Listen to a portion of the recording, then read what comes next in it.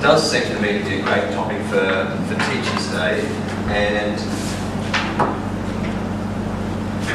I guess by the grey hair you can tell I have worked in universities for a number of years, and teaching is one of those things that some people just really don't like, and you wonder why they're there, and others just love teaching and spend lots and lots of time in preparation and giving good classes, and then they find that they don't get promoted, they don't seem to succeed in university institutions, and we wonder why. So I want to talk a little today, or open up some ideas. Not working? Okay, I will just continue. Open up some ideas that I see about teaching, and I'm happy for comments and questions anywhere along the way, and if we don't get to the end, it's fine with me too. Okay. So it seems to me that there are some big questions about teaching, and questions about, you know, my institution as well. So where is it headed? You know, what's it doing? How does it support me? And some international trends that I want to talk about.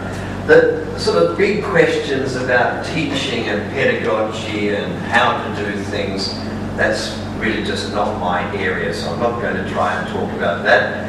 I'm not going to talk about what your institution is doing and where it's heading and what's it doing for you, because I think those things are what happens in every organisation.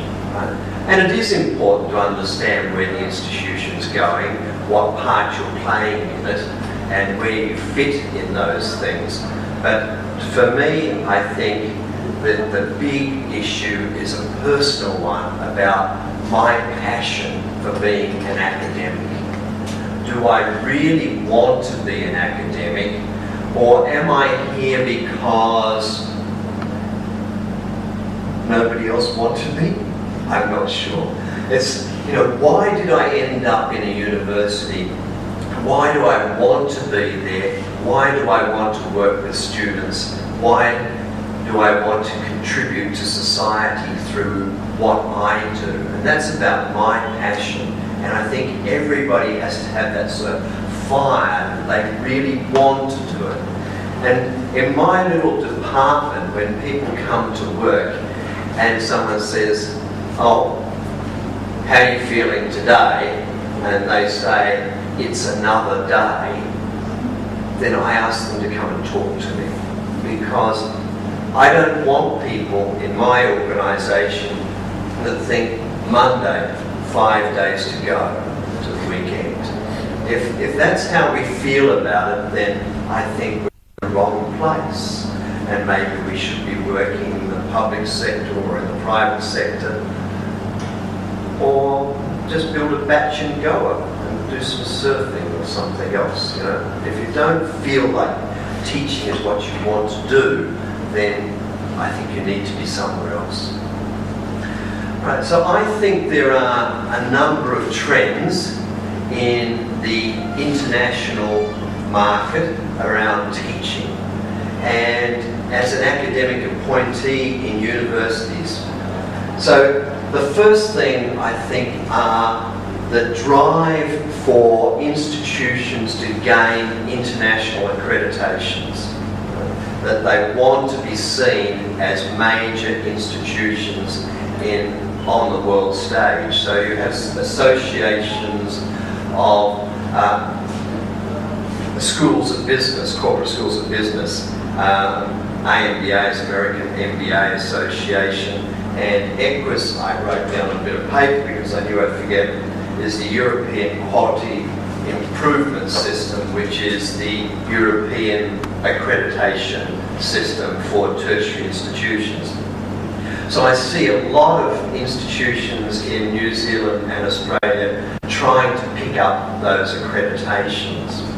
Right? So those accreditations come with a requirement for the organisation, and that requirement is almost entirely around the research side. Okay? They want good research output. So they want people to be publishing, and they want it to have a high impact factor. Now, an impact factor is the way we measure the number of people that are citing your writings.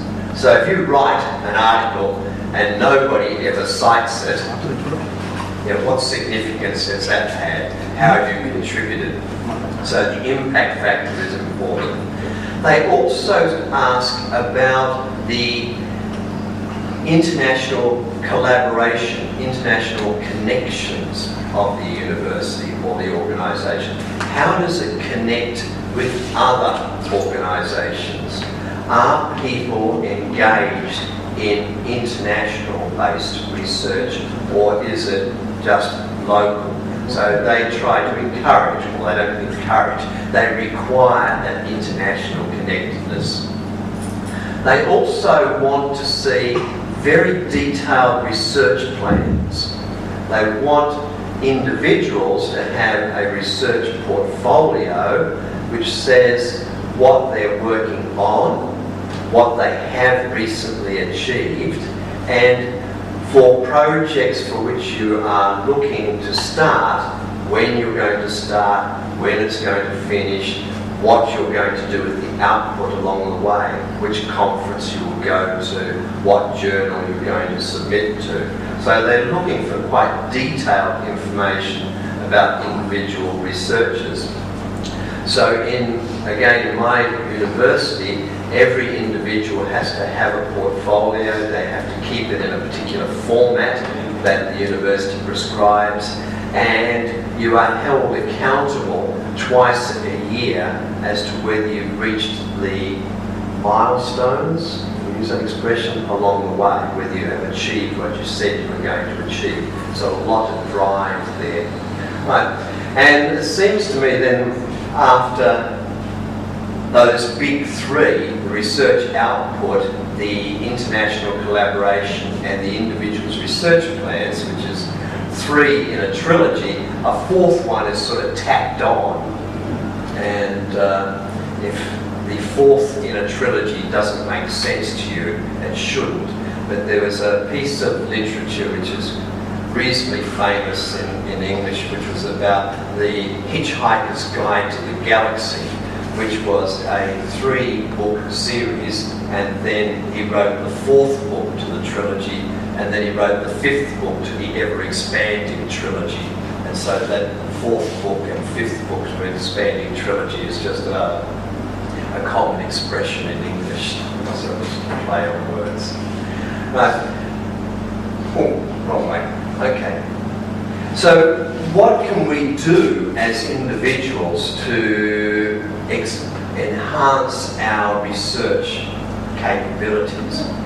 And what we have been basically pushed towards by the international accreditation agencies is for individuals to get connected